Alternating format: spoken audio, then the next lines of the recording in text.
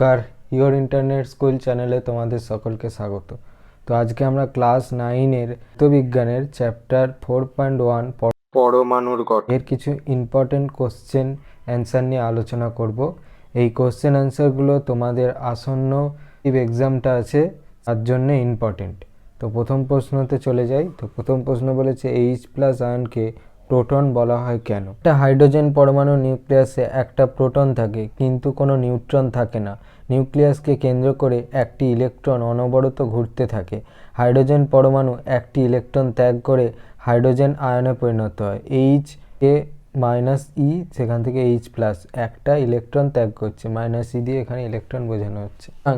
H+ আয়নে শুধুমাত্র একটি proton থাকে, অর্থাৎ একটি প্রোটন কণা এবং একটি H+ আয়ন সমতুল্য। পারমাণবিক সংখ্যাকে কেন মৌলের মূলগত ধর্মের নির্ণায়ক বলা হয়? মোট ইলেকট্রন সংখ্যা, তাদের কক্ষীয় বণ্টন এবং সেই সূত্রে সংশ্লিষ্ট পরমাণুর ভৌত ও রাসায়নিক আচরণ প্রদর্শনের প্রকৃতি, যেমন যোজ্যতা, ক্যাটায়ন বা অ্যানায়ন সৃষ্টির ক্ষমতা, ভৌত অবস্থা ইত্যাদি সবই মৌলটির পারমাণবিক ক্রমাঙ্কের ওপর নির্ভর করে। দুটি ভিন্ন মৌলের ভর সংখ্যা বা নিউট্রন সংখ্যা ক্ষেত্র বিশেষে সমান হলেও প্রোটন সংখ্যা বা পারমাণবিক সংখ্যা কখনোই সমান হয় না। পারমাণবিক সংখ্যার পরিবর্তনে মৌলের রাসায়নিক ধর্মের আমূল পরিবর্তন ঘটে।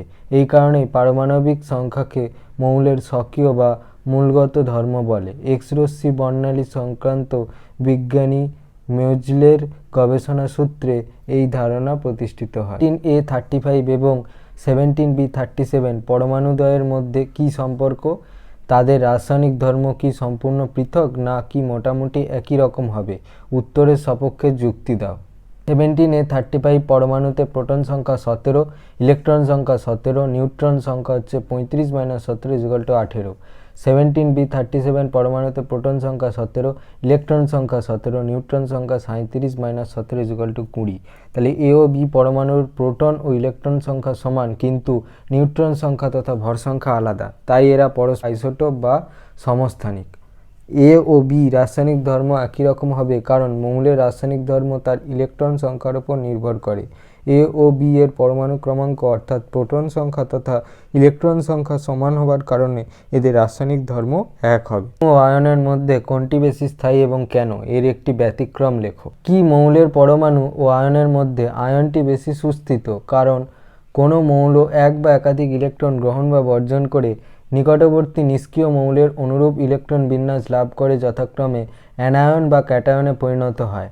অ্যানায়নগুলি সবচেয়ে বাইরের কক্ষ ডুপ্লেট অর্থাৎ 2টি E- বা অক্টেট 8টি E- দ্বারা পূর্ণ থাকায় পরমাণুর অপেক্ষা আয়ন বেশি স্থায়িত্ব লাভ করে। Cl+E- তাহলে Cl-, যেখানে কে কক্ষে 2টো, এল কক্ষে 8টা, এম কক্ষে 7টা। আর এখানে ক্ষেত্রে কি হচ্ছে, কে কক্ষে 2টো, এল কক্ষে 8টা আর এম কক্ষে 8টা নিষ্ক্রিয় মৌল Ar এর অনুরূপ ইলেকট্রন বিন্যাস।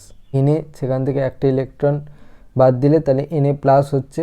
তাহলে কে কক্ষে 2টো, এল কক্ষে 8টা, এম কক্ষে 1টা, তাহলে সেখান থেকে হয়ে গেল কে কক্ষে 2টো, এল কক্ষে 8টা নিষ্ক্রিয় মৌল Ne এর অনুরূপ ইলেকট্রন বিন্যাস। তবে মনে রাখতে হবে যে পরমাণু অপেক্ষা আয়নগুলি রাসায়নিকভাবে বেশি সক্রিয়। এর ব্যতিক্রম হচ্ছে ফ্লুরিন পরমাণু বা ফ্লুরিন আয়ন F-। আয়নের তুলনায় F পরমাণু সুস্থিতি বেশি। আইসোবারদের ভর সংখ্যা সমান হলেও প্রকৃত ভরের সামান্য পার্থক্য থাকে, ব্যাখ্যা করো। কোনো মৌলের একটি পরমাণুর ভর বলতে পরমাণুটির প্রকৃত ভরকেই বোঝায় এবং মৌলের পারমাণবিক ওজনকে 1 AMU অর্থাৎ 1.6603 × 10⁻24 G মান দ্বারা গুণ করলেই এর প্রকৃত ভর পাওয়া যায়। সুতরাং আইসোবারদের ভর সংখ্যা সমান হলেও তাদের প্রকৃত পারমাণবিক ওজন সামান্য ভিন্ন হওয়ায় প্রকৃত ভরের মান আলাদা হয়। যেমন 18 Ar40 এবং 20 Ca40, এদের মধ্যে Ar এর পারমাণবিক ওজন হচ্ছে 39.944, অর্থাৎ এর প্রকৃত ভর হলো 39.944 × 1.6603 × 10⁻24 গ্রাম, অর্থাৎ 66.319 × 10⁻24 গ্রাম। আবার Ca এর পারমাণবিক ওজন 40.08, অর্থাৎ প্রকৃত ভর 40.08 × 1.6603 × 10⁻24 গ্রাম, অর্থাৎ 66.544 × 10⁻24 গ্রাম। কক্ষে মোট 18টি ইলেকট্রন থাকলেও ক্যালসিয়ামের, যার পারমাণবিক সংখ্যা 20, ইলেকট্রন বিন্যাস 2, 8, 10 লেখা হয় না কেন? ক্যালসিয়ামের ইলেকট্রন বিন্যাস 2, 8, 10 লেখা যায় না, কারণ কোনো পরমাণুর সর্ববহিস্থ কক্ষে সর্বাধিক ইলেকট্রন সংখ্যা 8-এর বেশি হতে পারে না। তাই এম কক্ষ n=3 8টি ইলেকট্রন দ্বারা পূর্ণ হওয়ার পরপরই এন কক্ষ n=4 ইলেকট্রন দ্বারা পূর্ণ হতে শুরু করে। অর্থাৎ ক্যালসিয়ামের সঠিক ইলেকট্রন বিন্যাস হচ্ছে 2, 8, 8, 2। পরমাণু মডেলের দুটি ত্রুটি লেখো। পরমাণু মডেল শুধুমাত্র এক ইলেকট্রনীয় পরমাণু রেখা বর্ণালী ব্যাখ্যা করতে পারে বা তার বেশি সংখ্যক ইলেকট্রন বিশিষ্ট মৌলের পরমাণু বর্ণালী ব্যাখ্যা করতে পারে না। বোরের পরমাণু মডেল থেকে পরমাণুর ত্রিমাত্রিক গঠন সম্পর্কে কোনো ধারণা পাওয়া যায় না। তড়িৎ ক্ষেত্র ও চৌম্বক ক্ষেত্রের প্রভাবে পরমাণুর রেখা বর্ণালী আরও সূক্ষ্মতর রেখায় বিভাজিত হয়ে যায়। এই ঘটনার ব্যাখ্যা বোরের পরমাণু মডেল দিতে পারে না। বোর তত্ত্ব অনুযায়ী ইলেকট্রনকে কেবলমাত্র কণারূপে কল্পনা করা হয়, কিন্তু প্রকৃতপক্ষে ইলেকট্রনের মধ্যে তরঙ্গ ও কণার উভয় ধর্মই বর্তমান। 13A6 নিউক্লাইডটিতে প্রোটন ও নিউট্রন সংখ্যা লেখো। মৌলের ইলেকট্রন বিন্যাসটি লেখো। 13A6 ও 12A6 এই দুটি নিউক্লাইডের কেন্দ্রকের গঠন পার্থক্য কি? এদের রাসায়নিক ধর্ম এক হয় কেন? 13A6 নিউক্লাইডে প্রোটন সংখ্যা 6, ইলেকট্রন সংখ্যা 6, নিউট্রন সংখ্যা হচ্ছে 13-6 = 7টি। মৌলটির ইলেকট্রন বিন্যাস হচ্ছে K দুটো, এল কক্ষে 4টি। 12A6 নিউক্লাইডে প্রোটন সংখ্যা 6, ইলেকট্রন সংখ্যা 6, নিউট্রন সংখ্যা হচ্ছে 12-6 6টি। অর্থাৎ 12A6 পরমাণুর কেন্দ্রে 13A6 পরমাণু অপেক্ষা একটা নিউট্রন কম আছে।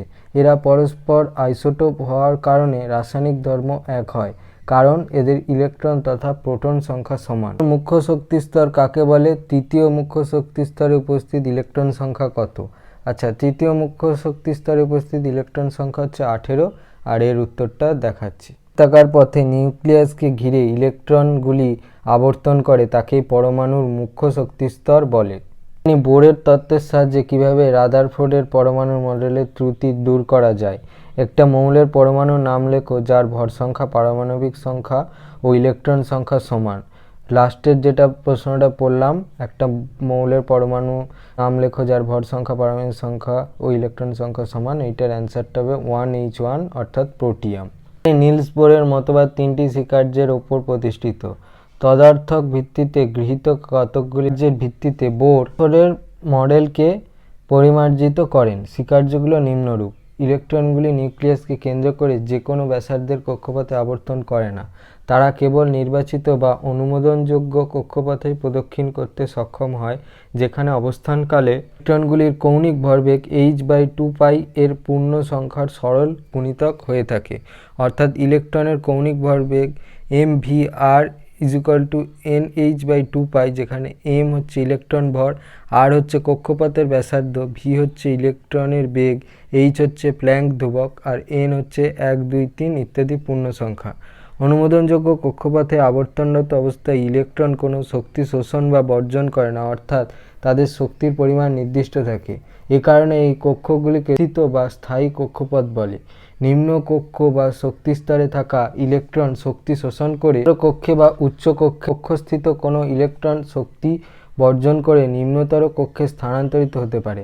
উভয় ক্ষেত্রে শক্তিস্তর দুটি শক্তির মধ্যে যে পার্থক্য তা সমান শক্তি গৃহীত বা বর্জিত হয়, অর্থাৎ শোষিত বা বর্জিত শক্তির পরিমাণ delta E = E2 - E1 = hv, যেখানে v হলো শোষিত বা নিঃসৃত বিকিরণের কম্পাঙ্ক। রাদারফোর্ড পরমাণু মডেলের দুটি ত্রুটি লেখো। রাদারফোর্ড পরমাণু মডেলের দুটি ত্রুটি হলো: 1 নম্বর হচ্ছে পরমাণুগত মডেল ব্যাখ্যা করতে ব্যর্থ হয়েছে।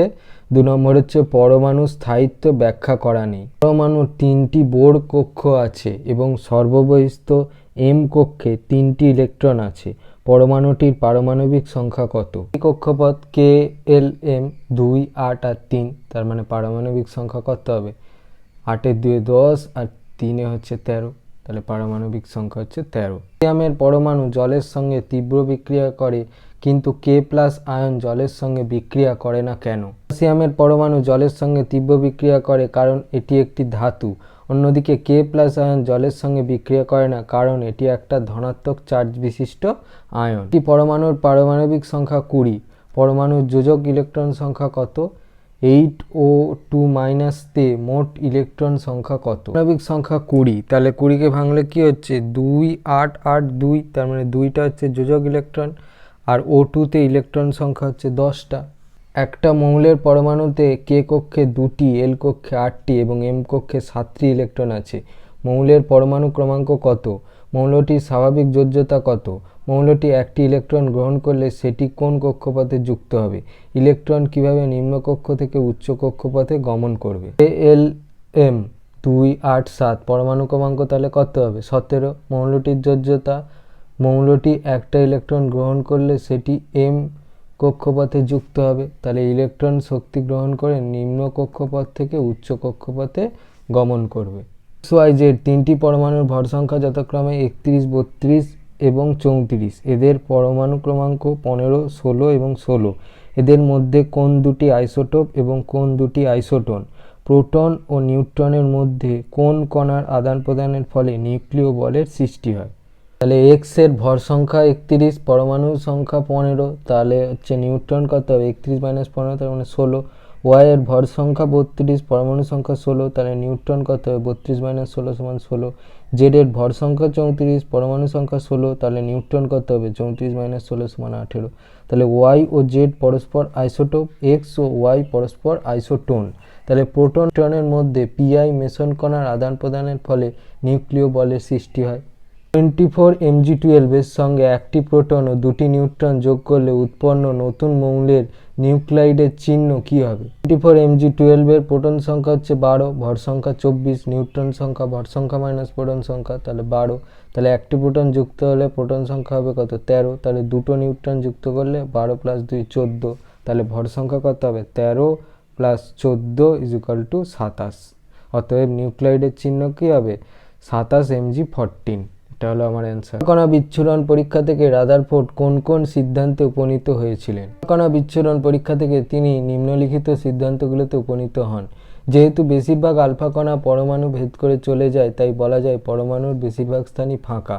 আলফা কণার ভর ইলেকট্রনের ভরের থেকে 7500 গুণ বেশি, তাই পরমাণুর ভিতর দিয়ে আলফা কণা যাবার সময় ইলেকট্রনের সঙ্গে ধাক্কা লেগে বেঁকে যেতে পারে না। সুতরাং পরমাণুর ধনাত্মক তড়িদাহীত অংশের দ্বারা বিকর্ষণের কারণে আলফা কণাগুলি অল্প কোণে বিক্ষিপ্ত হয়।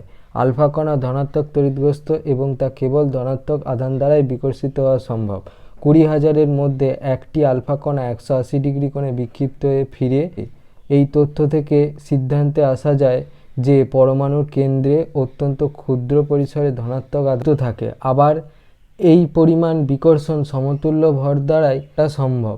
তাই বলা যায় পরমাণু সমগ্র ধনাত্মক আধান ও ভর তার অতি ক্ষুদ্র অংশে কেন্দ্রীভূত থাকে। এই অংশটিকে বলা হয় কেন্দ্রক বা নিউক্লিয়াস। অপেক্ষায় Na+ সুস্থিত কেন? পরমাণু কি ধরনের বর্ণালী সৃষ্টি করে? রসায়ন বিজ্ঞানের অষ্টক সূত্র অনুযায়ী যে সমস্ত মৌলের শেষ কক্ষপথে 8টি ইলেকট্রন থাকে সেই সমস্ত মৌল সুস্থির হয় এবং নিকটতম নিষ্ক্রিয় গ্যাসের ন্যায় আচরণ করে।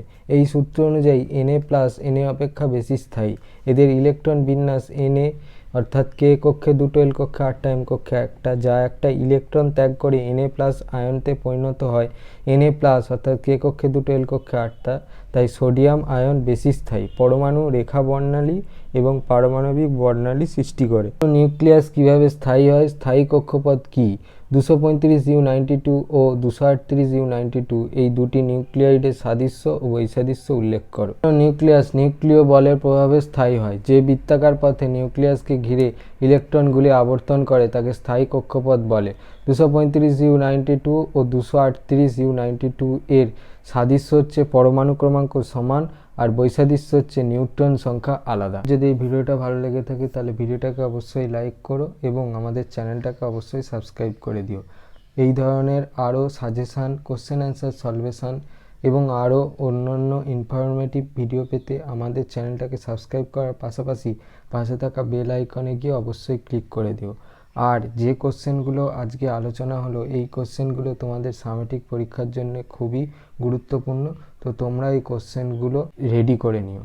তো আজকের মতো এই পর্যন্তই, দেখা হচ্ছে পরবর্তী ভিডিওতে।